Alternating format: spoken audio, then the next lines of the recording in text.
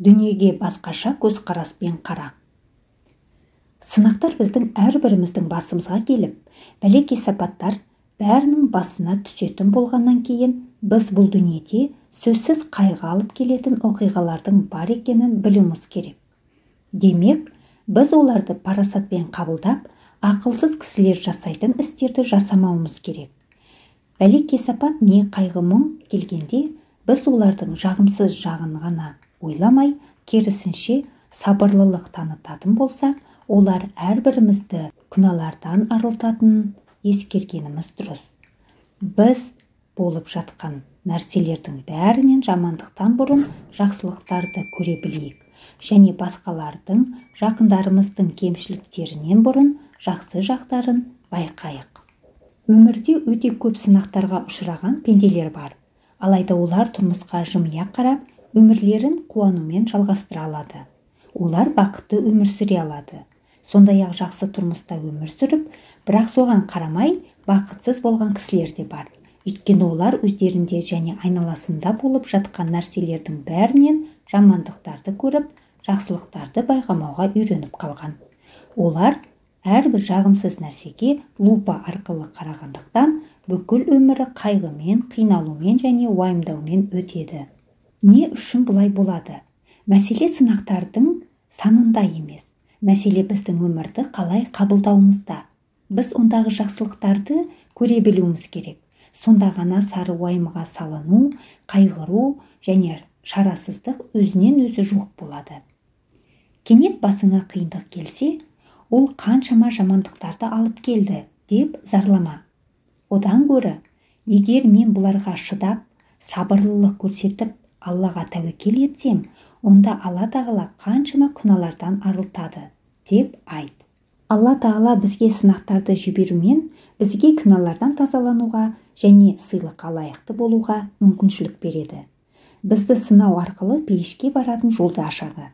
Ал біз болсақ, шағымданып, күмән санап, наразылық танытып, шыдамсыздық көрсетеміз. Бұл түсініксіз емес пе? Сондай-ақ, біз жасай алмай қалған нәрселеріміз үшін де қапа боламыз. Неге бір нәрсені толық жасай алмай қалғандай бола береміз? Біз әрбір кісінің ризығы ежелден өлшеніп бөлініп қойылғанын, біз өзімізге бөлініп қойылғаннан көп те, аз да ала алмайтынымызды ұмытып қаламыз. Егер бізге бір нәрсе келген болса, демек ол бізге тиесілі. Ал енді бізге бір нәрсе жетпей қалатын болса, демек ол бізге тиесілі емес. Сондай болғаннан кейін бізге сары уайымға салынып, қайғыға батудың не қажеті бар? Біздікі бізден өтіп кетпейді, ал енді басқаныкі бізге жетпейді. Онда не үшін қайғырамыз? Екі кісі түрмеге түсіп қалды. Біреуі өзінің камерасының терезесінен түнгі аспанға, жұлдыздарға қарап жымиып қояды. Ал екіншісі дәл сол терезеден кір көше мен лас тышқандарға қарап жиіркеніп отыр. Әркім нені көргісі келсе, соны көреді. Келіңдер, тек жақсылықтарды ғана көріп, өзімізді бақыттан құр қалдырмайық. Бақытты болғысы келгендер үшін қарапайым ережелер. Егер сен бүгінгі күнмен өмір сүрудің орнына, өткен шақ пен келешек туралы көп ойланатын болсаң, бұл саған қайғы-мұң және мазасыздану алып келеді. Сондықтан Алла елшісі саллаллаху алейхи уассалам былай деген: егер сен таңға шейін өмір сүрсең, онда кешке өмір сүретініңді күтпе. Ал енді кешке шейін өмір сүрсең, таңға шейін өмір сүретініңді күтпе. Өткенді оның уайымдарымен және қайғыларымен қоса ұмыт, және бірталай уақыт өтіп кеткен нәрсе туралы ойланғанды тоқтат. Өйткені барып тұрған ақылсыздық және сенің уақытыңды, әл-күшіңді алады. Келешекте болуы мүмкін деп есептелген жорамалдармен де өзіңді уайымға салма. Аллаға иман келтіріп, жақсы істерді жасау – бұл бақытты өмірдің нағыз өзі. Кім тыныштық пен тебіреніс іздесе, Алланы көп-көп еске алсын. Барлығы тағдырға жазылғанын ұмытпа, ешкімнен ризалық күтпе. Жамандыққа дайын бол. Сонда сен оны байсалдылықпен, сабырлылықпен тосып аласың. Егер жамандық сен күткендей болмай қалса, онда сен еш нәрсе болмағанына, немесе қиындық сен күткеннен қайта жеңіл екеніне сүйенесің. Кенет жағымсыз бір нәрсе бола қалса, онда бұл жамандықта да өзің байқамаған жақсылық бар болуы мүмкін екенін ойлан. Алла не жасаған болса да жақсылыққа жоры. Алла тағаланың саған берген жақсылықтары туралы ойлан және олар үшін ризалығыңды білдір. Басқа көптеген адамдарға қарағанда өзің көп нәрсеге ие екеніңді ойлай жүр.